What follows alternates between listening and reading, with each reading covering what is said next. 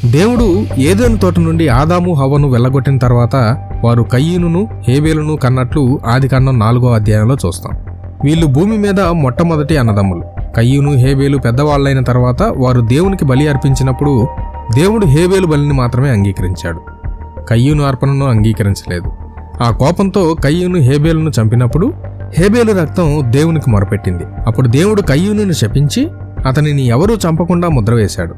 ఇదంతా అందరికీ తెలిసిన చరిత్రే. పాత నిబంధన గ్రంథం ఆదిమ హీబ్రూ భాషలో రాయబడినట్టు మనకు బైబిల్లో మొదటి పేజీలో కనబడుతుంది. ఆది కాండాన్ని హీబ్రూ భాషలో బెరెషీత్ అని పిలుస్తారు. మన తెలుగు బైబిల్లో మనం చూసే ఆదాము అవ్వ అనే పేర్లు హీబ్రూ పదాలు. ఆదాము అనగా మనిషి, మానవజాతి, ఎరుపు నేల కుమారుడు అనే అర్థాలు వస్తాయి.